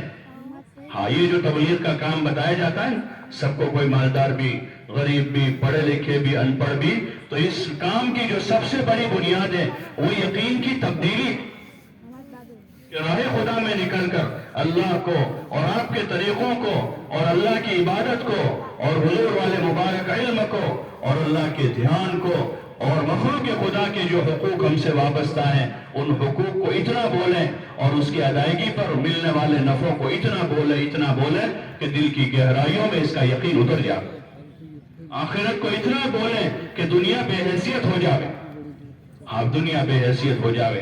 جیسے ایک نیا مکان بنانے والا اس نئے مکان کو اتنا بولتا ہے کہ پرانا مکان سب کو اب اچھا نہیں لگتا، جس میں دادا نے زندگی گزاری، ابا نے گزاری، ہم خود اس میں 20 سال سے رہ رہے تھے، اب نیا مکان بولنا شروع کیا کہ نیا مکان اس سے 2 گنا بڑا ہے، اور نیا مکان جو ہے وہ کشادہ ہے، اور نئے مکان کی سڑکیں اچھی ہیں، اور نئے مکان کی کالونی بہت ہائی فائی ہے، اور نئے مکان کا کلر ایسا ہے، اور نئے مکان کی پلنگ ایسی ہیں، اور اس کی چادریں ایسی ہیں، تو بچوں کے منہ میں پانی آ جاتا ہے، اور روزانہ پوچھتے ابا وہ نئے مکان میں کب جائیں گے؟ بیوی روزانہ تاریخ معلوم کرتے ہیں کہ کب جائیں گے وہاں، کہ اتنا اس کو بولا ہے۔ حضور پاک صلی اللہ علیہ وسلم نے اپنی امت کو جنت بتائی، آخرت کی نعمتیں بتائی، اس کو اتنا بولیں گے کہ قبر کے بعد، موت کے بعد قبر میں ایمان والوں کے لیے راحت کی نیند سونا ہے وہاں، ہاں، کہ راحت کی نیند سونے کی جگہ قبر ہے، دنیا نہیں ہے۔ دنیا تو محنت کی جگہ ہے، دنیا دار بھی یہی کہتے ہیں کہ تو محنت کی جگہ ہے، وہ چین سے نہیں بیٹھ رہے، زمیندار اور بڑے بڑے تاجر، کاشتکار، ملازم، وہ اپنے کام میں دل لگائے بیٹھے ہیں اور کہہ رہے ہیں دنیا محنت کی جگہ ہے، محنت کرو۔ یہی بات نبیوں نے کہی ہے کہ دنیا محنت کی جگہ ہے، لیکن محنت کا رخ الگ الگ ہے۔ جن کے سامنے صرف دنیا ہی دنیا ہے، وہ دنیا سے دنیا بنانا چاہ رہے ہیں، اور جن کے سامنے آخرت ہے وہ اس دنیا سے آخرت بنانا چاہ رہے ہیں، بس اتنا فرق ہے محنت۔ نبیوں نے یہ محنت سمجھائی کہ اس دنیا سے آخرت بنا لیں، وہ دنیا سے دنیا بنا کر اس کا لکھ پتی کروڑ پتی بننے کی فکر میں ہے، اور کروڑ پتی ارب پتی بننے کی فکر میں ہے، اور اس کا زمیندار اپنی زمینیں بڑھانے کی فکر میں ہے، اور ایمان والا نبیوں کا راستہ اختیار کیے ہوئے ہیں، جو دنیا میں سب سے دانا اور بینا شخصیتیں آئی، اور ان سب میں بھی امام الانبیاء والمرسلین محمد الرسول اللہ صلی اللہ علیہ وسلم آئے، جو سارے نبیوں کے بھی سردار ہیں اور سارے نبیوں کے بھی امام ہیں۔ انہوں نے جو راستہ پسند کیا اپنے لیے، اپنے گھر والوں کے لیے، وہ یہ راستہ پسند کیا، اور اپنی امت کو بھی یہی راستہ بتا کر گئے۔ دنیا کے دھوکوں سے آپ صلی اللہ علیہ وسلم نے اپنی امت کو چوکنا کیا کہ دیکھو دنیا دھوکے کا گھر ہے، کہیں اس میں دھوکہ نہ کھا جانا، اسی کے پیچھے اپنی جوانیاں اور اپنی زندگیاں برباد نہ کر دینا، اسی دنیا بنانے پر اپنا سارا مال نہ لگا دینا۔ اس کے بعد ایک آخرت کی زندگی ہے جو کبھی ختم نہ ہونے والی زندگی، جو ابدی حیات ہے، ہاں، اور وہاں کی نعمتوں کو بتایا آپ نے، حدیثوں میں کھول کھول کر بتایا کہ وہاں یہ نعمتیں ہیں کہ ایمان والا اگر ایمان پر اس کا خاتمہ ہو رہا ہے تو وہیں سے فرشتے آتے ہیں، اس کا استقبال کرتے ہیں اور اس کی قدر کرتے ہیں۔ ہاں، وہ دن خوشی کا دن ہے کہ آدمی دنیا سے جا رہا ہے تو وہ موت تو انتقال ہے. انتقال کہہ رہے انتقال ہو گیا ایسا کہتے ہیں. انتقال جو انتقال یعنی وہ یہاں سے وہاں چلا گیا, دنیا سے آخرت کی طرف منتقل ہوا, عالم آخرت کی طرف اب سفر شروع ہوا ہے. قبر اس کی پہلی منزل ہے, وہ مر کے ختم نہیں ہوا ہے, مر کے مٹی نہیں ہو جائے گا, بلکہ ظاہراً یہ جسم مٹی ہوگا, اس کو اللہ پاک ایک دوسرا وجود دے گا اور قبر سے راحتیں شروع ہو جائے گی. اگر زندگی ایمان پر, اعمال پر, حضور کے مبارک طریقوں پر ہیں, ذمہ داریاں پوری کی ہیں, تو پھر وہاں سے ایک نیا دور ہے. وہ جیسے میں اس گھر سے اس گھر میں جائیں گے تو وہاں یہ ہوگا, وہاں یہ ہے, وہاں بجلی ہے, وہاں پانی ہے, وہاں سڑکیں ہیں, اور وہاں سوئمنگ پول ہے, وہاں گارڈن ہے. بچوں کو سمجھاتے ہیں سب یہ, اور ہم بھی بچے ہی بن جاتے ہیں کہ اسی کے پیچھے دیوانے ہوئے پھر رہے ہیں, سوئمنگ پول کے پیچھے اور گارڈن کے پیچھے. ابھی تک وہ شوق پورے نہیں ہوئے, حالانکہ بڑھاپا آ گیا اور جنت کا شوق نہیں لگا ابھی. یہ کیسی زندگی ہماری کہ زندگی کے اتنے سال گزار دیے لیکن جنت کا شوق نہیں لگا کہ موت کے بعد ابدی زندگی ہے اور وہاں اللہ کی نعمتیں ہیں, وہ اللہ نے اپنے بندوں کے لیے تیار کر رکھی. اس کا تذکرہ کلام پاک میں اللہ نے کیا ہے, جو حق ہے, سچ ہے, کہ اللہ نے اپنے ایمان والے بندوں کے لیے نعمتیں تیار کر رکھی. حدیثوں میں اس کا تذکرہ, آپ صلی اللہ علیہ وسلم نے اس کی تفصیل بیان کی. اور پہلے دن سے جس وقت آپ کا ساتھ دینے والے بہت کم لوگ تھے, پہلے ہی دن سے آپ نے بات بتائی. آل یاسر جس وقت مکے میں مشقتیں برداشت کر رہے تھے, آپ علیہ السلام جب وہاں سے گزرتے تو ان کی تکلیفوں کو دیکھ کر آپ علیہ السلام کی آنکھوں میں آنسو آ جاتے تھے. آپ بڑے رحم دل تھے, ان کی تکلیفوں کو دیکھ کر آپ کی آنکھوں میں آنسو آتے تھے, لیکن آپ ان سے فرماتے تھے صبرن یا آل یاسر, صبرن یا آل یاسر, ان موعدکم الجنہ, کہ آل یاسر صبر کر لو, ہمارا جو تم سے وعدہ ہے وہ جنت کا ہے. اللہ نے جنت میں نعمتیں تیار کر رکھی جو ہر ایمان والے کے لیے, عمل والوں کے لیے. ان الذین آمنوا وعملوا الصالحات کانت لهم جنات الفردوس نزلا خالدین فیہا لا یبغون عنہا حولا. ایمان والوں کے لیے اللہ نے وہ نعمتیں تیار کر رکھی. اگر ہم حضور کی روایات میں اور کلام پاک کی آیات میں اس کو پڑھیں گے تو اس کا شوق بڑھے گا. یہ فضائل کے حلقے اس کے لیے کہ اللہ کے راستے میں نکل کر چار مہینے مستقل صبح شام تعلیم کے حلقوں میں, نماز کے, ایمان کے, ذکر کے, قرآن کے, تلاوت کے اور دعاؤں کے, خدمت کے, ماں باپ کے ساتھ حسن سلوک کے اور رشتہ داروں کے ساتھ صلہ رحمی کے, غریبوں, یتیموں, مسکینوں, محتاجوں, بیواؤں پر خرچ کرنے کے, اور اللہ کے دین کے تقاضوں پر اپنی جان اور مال لگانے کے جو فضائل ہیں, ہاں, جو صحیح علم ہے, جو یقینی علم, اس میں کوئی شک نہیں ہے. 2-4 کی طرح یہ علم اتارا ہوا اللہ کی طرف سے ہے, جو اللہ کے وعدے ہیں, حضور صلی اللہ علیہ وسلم نے اس کی تفصیل بیان کی ہے, وہ ایک صحیح علم ہے. اس کا یقین اندر پیدا کرنے کے لیے تبلیغ کا کام ہے. جب وہ یقین اندر پیدا ہوگا پھر دنیا بدلے گی, پھر اندر کی لالچ ختم ہو جائے گی, پھر حرص و طمع ختم ہو جائے گی, پھر دنیا بنانے کا اور دنیا کمانے کا جذبہ نہیں ہوگا, پھر آخرت بنانے کا اور نیکیاں کمانے کا جذبہ ہوگا. ہاں, پھر لوگوں کے ساتھ, انسانیت کے ساتھ ہمدردی, خیرخواہی کا جذبہ پیدا ہوگا. پھر آدمی ماں باپ کی قدر کرے گا, بھائی بہنوں کے ساتھ حسن سلوک کرے گا, پڑوسیوں کا حق ادا کرے گا, کہ اندر جذبات اب بدل گئے ہیں. اب دنیا کمانے کا جذبہ نہیں, اب نیکی کمانے کا جذبہ ہے. اب لینے کا جذبہ نہیں, اب دینے کا جذبہ ہے. تو پھر اللہ کی نصرت مدد ساتھ میں ہوگی. ہاں, اس لیے سب سے کہا جا رہا کہ اپنا ایمان سیکھنے کے لیے, عبادت کا ذوق پیدا کرنے کے لیے, مخلوق خدا کے ساتھ ہمدردی اور خیرخواہی کا جذبہ پیدا کرنے کے لیے راہ خدا میں نکلے. اس لیے کہ گھر رہتے رہتے یقین کمزور ہوا ہے, گھر رہتے رہتے یقین میں فساد آیا ہے, گھر رہتے رہتے عبادت میں فساد آیا, عبادت کے طریقے بھی بھول گئے اور اس میں کمزوری آ گئی. گھر رہتے رہتے اخلاق بگڑ گئے ہیں اور گھر رہتے رہتے ہمارا بڑا بھاری نقصان ہوا ہے. اب راہ خدا میں نکل کر 24 گھنٹے مسجد کے ماحول میں, تعلیم کے حلقوں میں اور صبح شام اللہ کے بندوں کے پاس جا کر ایمان, اعمال, اخلاق و آخرت کی دعوت میں, اور پھر رات کی تنہائیوں میں اللہ کے سامنے رونے دھونے میں جب وقت گزرے گا, 1 دن, 2 دن, 10 دن, 20 دن, مہینہ, 2 مہینے, 4 مہینے, تو پھر اندر ایک تبدیلی پیدا ہوگی. جیسے ایک بیمار کو ایک تکلیف ہے، دوائی دی جاتی ہے، 1 وقت 2 وقت 3 وقت 4 دن 5 دن 10 دن 20 دن مہینہ، اب دھیرے دھیرے تبدیلی آتی ہے، کمزوری قوت سے بدلتی ہے اور آدمی تندرست ہوتا ہے۔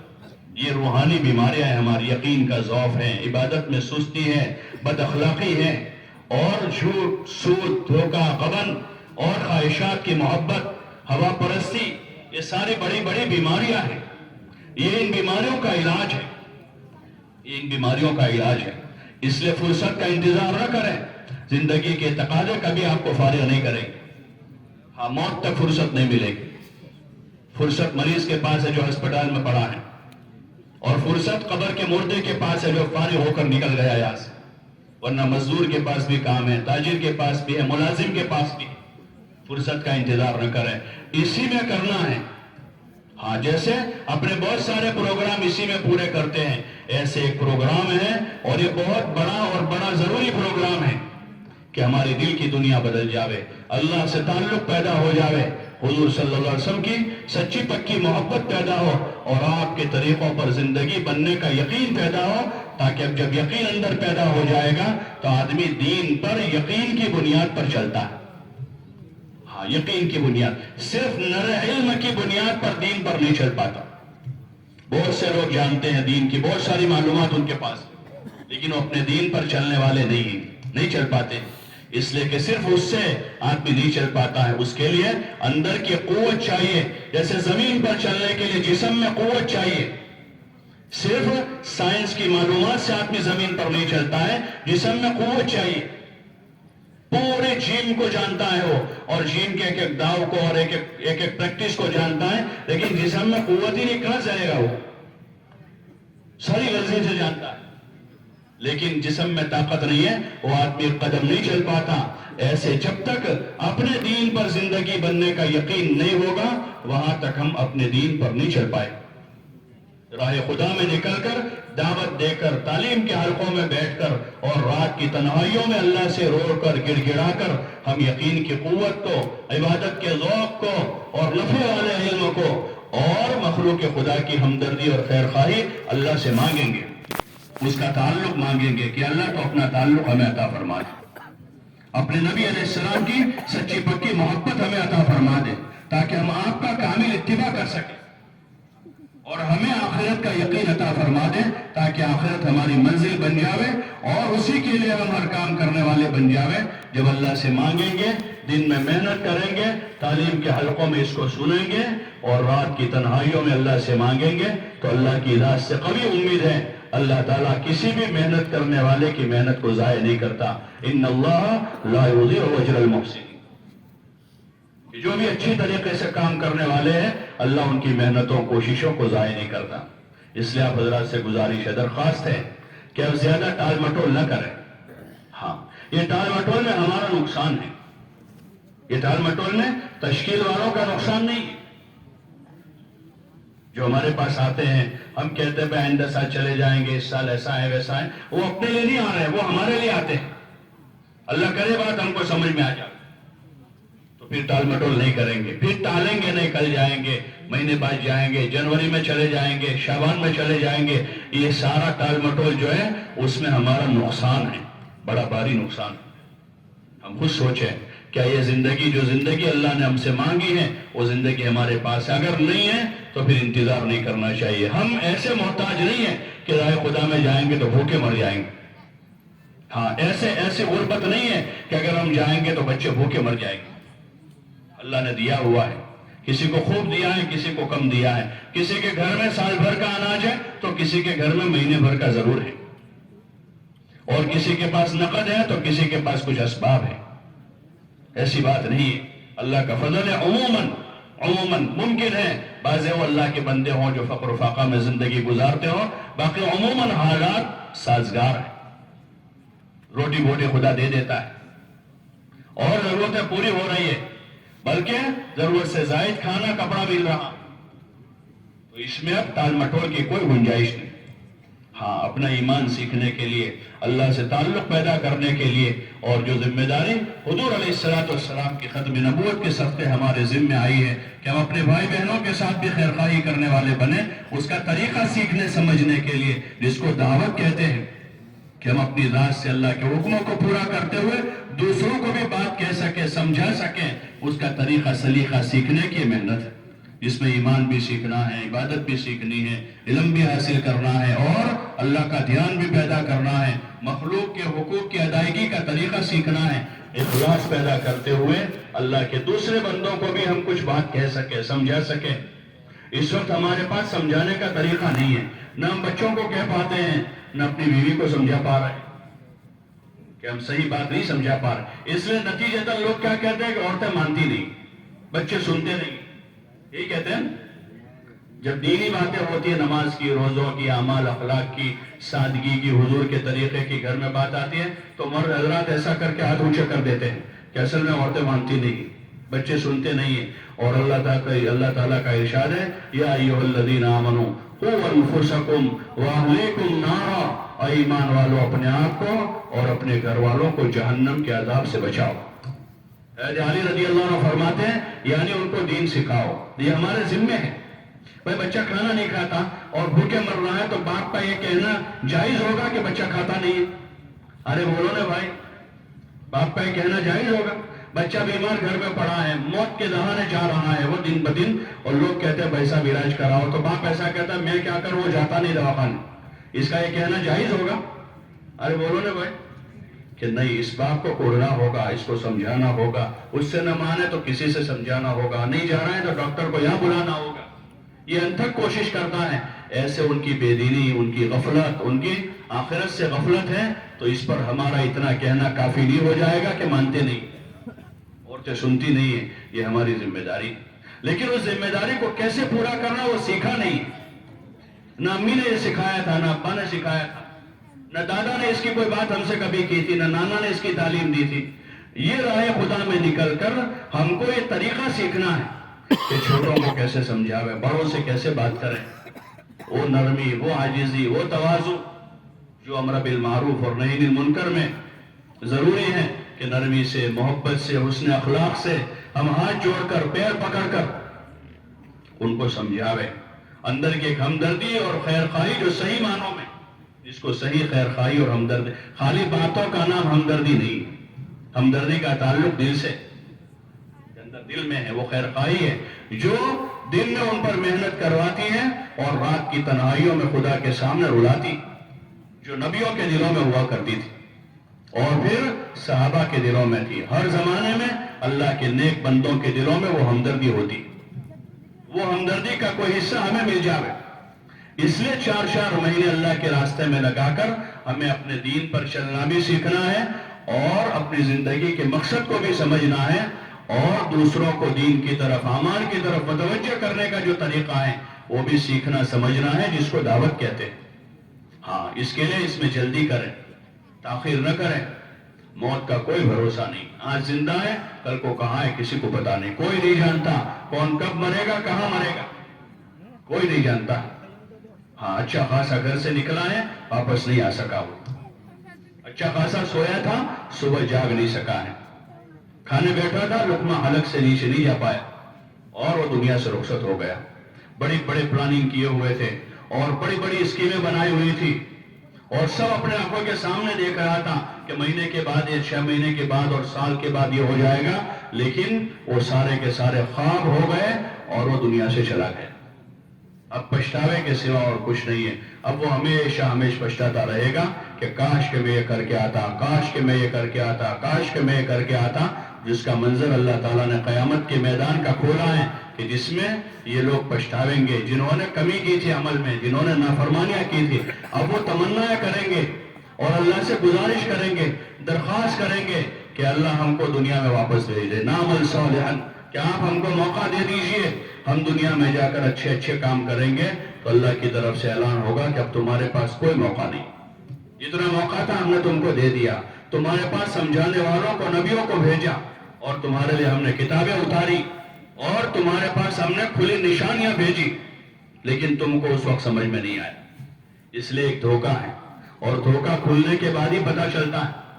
جتنے دھوکے نا آدمی کو اگر پتا ہو تو کوئی پھنسے اس میں.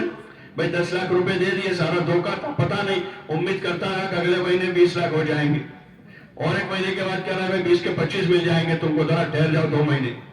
لیکن 2 مہینے کے بعد دیکھتے ہیں تو پھر بھی کیا ہے؟ صفر کا صفر ہے، کچھ بھی نہیں ہے. نہ وہ 10 آئے نہ دوسرے 20 آئے، نتیجہ کچھ نہیں کہ دھوکہ تھا وہ تو. اب وہ پیسے جانے کے بعد کھلا ہے، تب کیا کریں گے؟ ایسے یہ سارا دھوکہ ہے. اس وقت دھوکہ کھلے گا لیکن اب کچھ کام نہیں دے گا. اس لیے حضرات سے گزارش ہے، درخواست ہے، یہ پورا مجمع طے کریں کہ انشاءاللہ اللہ کے راستے میں 4 مہینے لگائیں گے. لگاؤ گے انشاءاللہ؟ ارے بھائی لگائیں گے انشاءاللہ. اور نقد لگانے ہیں. کیسے لگانے ہیں؟ بولو نا بھائی. نقد. ارے بولو تو صحیح. کون لگوائے گا؟ ارے کون لگوائے گا؟ اللہ لگوائے گا. وہ اللہ جس اللہ کے قبضے میں ہماری جان ہے، وہ اللہ جو ہماری روزی کا مالک ہے، وہ اللہ جو ہمارا پالنہار ہے، وہ اللہ جو ہمارے بچوں کا بھی پالنہار ہے، اور وہی پوری کائنات کا نظام چلا رہا ہے، وہ اللہ لگوائے گا. صحابہ نے اللہ کی بنیاد پر قدم بڑھائے، اور ہر زمانے میں اللہ کے نیک بندوں نے اسی کی بنیاد پر قدم بڑھائے، وہ پیچھے نہیں ہٹے. اللہ کے دین کا کام جو ہے کسی کو برباد کرنے کے لیے نہیں آیا ہے. کوئی برباد نہیں ہوا. جس نے بھی دین کا کام صحیح طریقے پر کیا، اللہ کی عبادت اطاعت کے راستے پر جو بھی پڑھا ہے، وہ برباد نہیں ہوا ہے، بلکہ اللہ نے اس کی دنیا آباد کی ہے. صحابہ نے کام کیا. حضرت علی رضی اللہ عنہ فرماتے ہیں کہ ہم نے کچھ 35-40 سال دین پر اپنا جان مال لگایا، اللہ نے ہم کو اتنی دنیا دی کہ 700 سال ہم دنیا پر محنت کرتے تو اتنی دنیا نہ ملتی. ہاں، اللہ کے نام پر لگانے والے ضائع نہیں ہوتے. اس میں تو ہمارا سب سے بڑا یہ نفع ہے کہ ہماری آخرت بن جائے گی. اس لیے آپ حضرات سے گزارش ہے، درخواست ہے کہ اب ہمتیں کریں. ہاں، ٹال مٹول نہ کریں. ٹال مٹول سے ہم اپنے آپ کو بیوقوف بنا رہے ہیں، اپنا ہی نقصان کر رہے ہیں. بلکہ اب ہمت کریں اور پیش کریں کہ انشاءاللہ اسی اجتماع سے کل کو اور ایک دن ہوگا، پرسوں دعا ہوگی، پرسوں 2 دن بعد، 3 دن بعد، 4 دن بعد یہ جماعتیں روانہ ہوگی. جیسے اللہ سے معاملہ کریں گے اور جیسی نیت کریں گے، اللہ ویسا فیصلہ کرے گا. اس لیے آپ حضرات سے گزارش ہے، درخواست ہے کہ ہمت کے ساتھ کھڑے ہو کر اب اظہار کریں کہ انشاءاللہ 4 مہینے کے لیے ہم تیار. کھڑے ہو جائے ہمت سے.